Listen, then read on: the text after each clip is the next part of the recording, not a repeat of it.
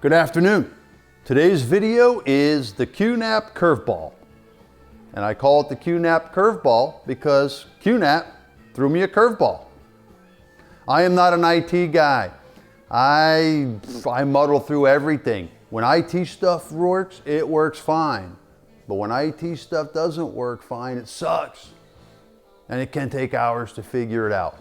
So it took me 2 hours to fix this, which if I was an IT guy, bink, it'd have been fixed like that. I have two QNAP NAS, all solid state drives in the bays. NAS A ran low on storage space, so I took the solid state drives out and put bigger drives in, and those drives I took out were still 100%. So I just put them in the closet. So if I ever had a failure, I got brand new or pre-owned drives in the closet. Well, get home today, NAS B crapped the drive. Did everything I could to try to get it to go. It kept saying drive ejected. So, hey, I go in the closet and I get myself one of these pre-owned drives and I stick it in and it doesn't work. And here's why, here's how to fix it. It's real super simple once you figure it out. And you're not gonna find this issue reading through their forum. It just doesn't exist because, I don't know. But I sure did write it down after I fixed it. I did everything I could to this drive and it just keeps telling me that it's ejected. So, time to insert another one. Not a new one, but a pre-owned. IT sucks.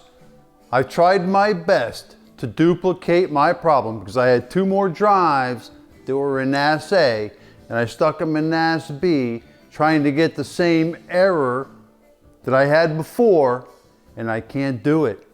Both of those cards, after I stuck them in, that NAS just started to rebuild the RAID all by itself, and that's not what it did to me the first time.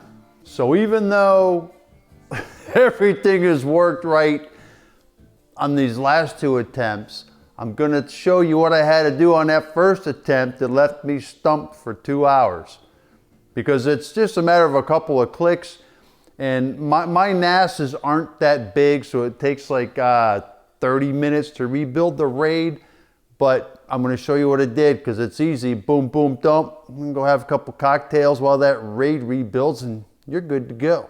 When I put the pre-owned drive in, disk access history in out had an X here. And no matter what I did, I could not get rid of it. But what I ended up doing was I clicked action and I told it to scan for bad blocks. And it takes a while. Yeah, I got nothing but time. Let's scan for bad blocks.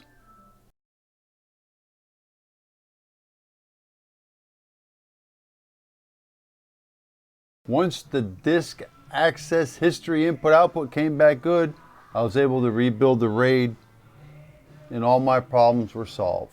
As hard as I tried to duplicate my initial failure, I failed.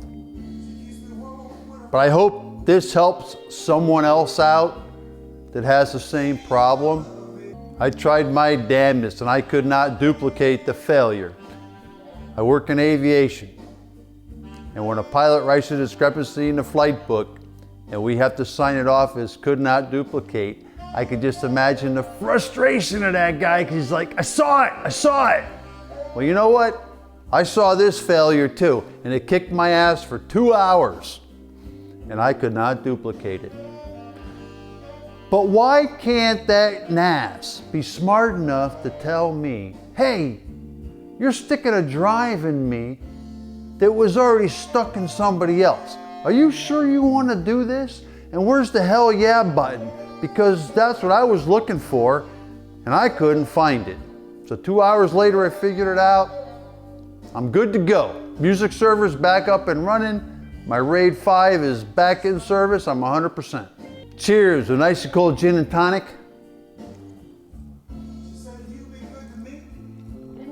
Oh man, these make everything work much better. Well, hey, cheers. And thanks for watching. Take care.